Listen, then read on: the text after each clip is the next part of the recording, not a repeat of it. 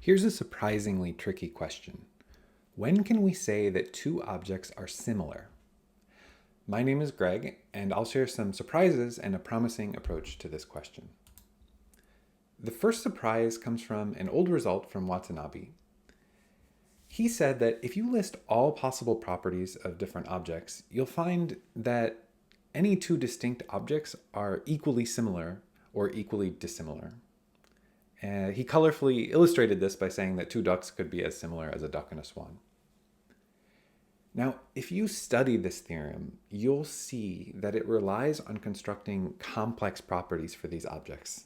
He would construct like all logical conjunctions of properties, for instance. So a natural response would be to say, okay, well, we don't really want to worry about all possible properties. We'd really like to focus on the simple properties somehow. So how do we focus on simple properties? Kolmogorov gave a really elegant way to try to focus on simple properties by looking at how long the shortest program is to describe an object. He went on to also describe an approach to separate the simple properties or compressible properties and the incompressible or random properties of an object. So you can imagine that for our example, that maybe the simple properties are, whether the color of this object and so forth. And then there's some other random bits. Although that sounds very promising, this idea from Kolmogorov also leads to a very counterintuitive result. The outcome of following this to its logical conclusion is that the only non-random property of an object is really how compressible the object is.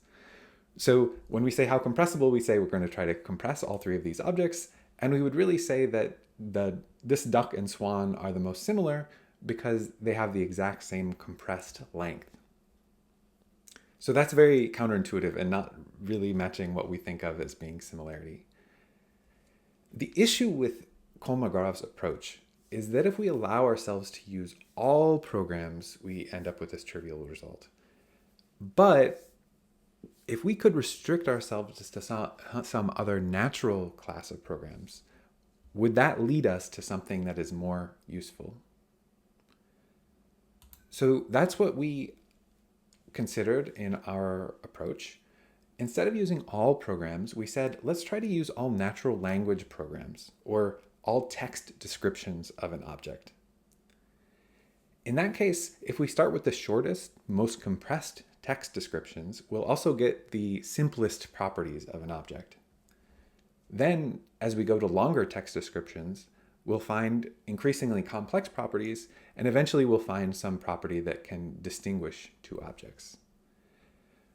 So we can use this notion using natural language programs in conjunction with Kolmogorov's mathematical framework to define a kind of conceptual distance between objects.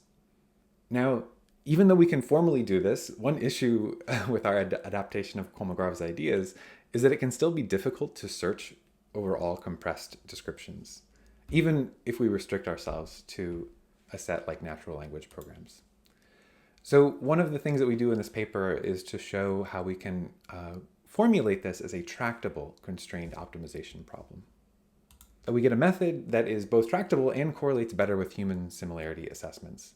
So we showed on different experiments, including text-to-text, image-to-image, and text-to-image similarity, that the results of our method correlate better on similarity judgment than other methods, in particular contrastive methods.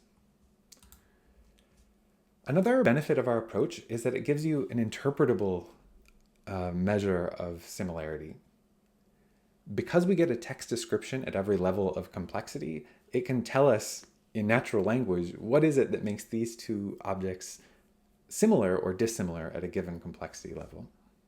We presented a method for measuring conceptual similarity inspired by Kolmogorov's structure function.